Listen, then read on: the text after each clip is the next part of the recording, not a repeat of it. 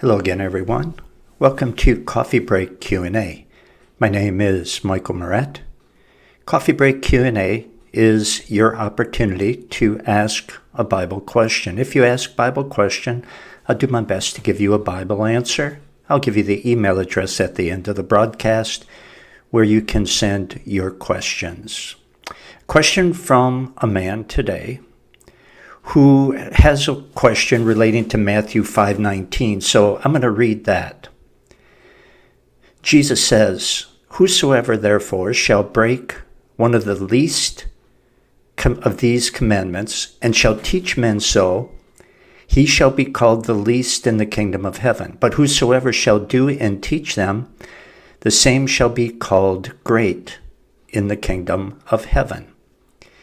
Now, he goes on to write that he heard a woman say, "You can love the world and live like the world and still be saved."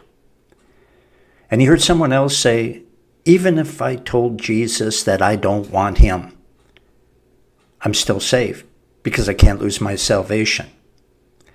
And he writes, this lady has used Matthew 5:19 in an attempt to prove that you can't lose your salvation. She said something like this: "You can't lose your salvation if you sin."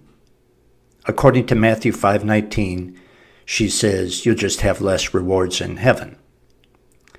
Well, Matthew 5:19 certainly does not teach once saved, always saved. And I hope the questioner is studying 1 John with me and will stick with me through Jude, because the scriptures make it very clear that those who live in sin are not saved. I deal with several verses on that subject in those books because the issue keeps coming up. But as for Matthew 5:19, the Bible does teach that among the saved, there are different levels of devotion to Christ, which is why there are eternal rewards based on a true Christian's devotion to Christ. Now, a true Christian is going to love Jesus. And, yes, will sometimes sin, but they're going to hate their sin and confess it because they don't want to hurt the one that they love, who is Jesus.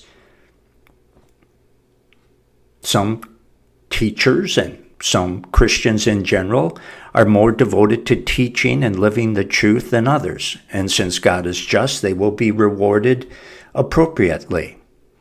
And that's all that Jesus is saying in that verse. And of course, Jesus also says several times, "He who endures to the end shall be saved." So I am very familiar with those who teach that you can even renounce Christ. There are some who teach, "Oh yes, you pray that sinner's prayer, you're saved, and you can even renounce Christ, and you can even become an atheist, you can become an unbelieving believer, renounce Christ, say you don't believe in God, and you're still saved." You know what? That is a theology gone over the cliff into spiritual insanity. There isn't a shred of biblical evidence that can back that ungodly, unbiblical teaching. You know what those people do? They start with their theology. They start out with what they want to believe is true. They start out with what they believe is true, and then they attempt to twist Scripture into saying what they want it to say, rather than the other way around, the way it should be, which is you read the Bible, you accept it at face value, and if it teaches that you have to endure to the end in order to be saved, then you must endure to the end to be saved, and Jesus says that several times.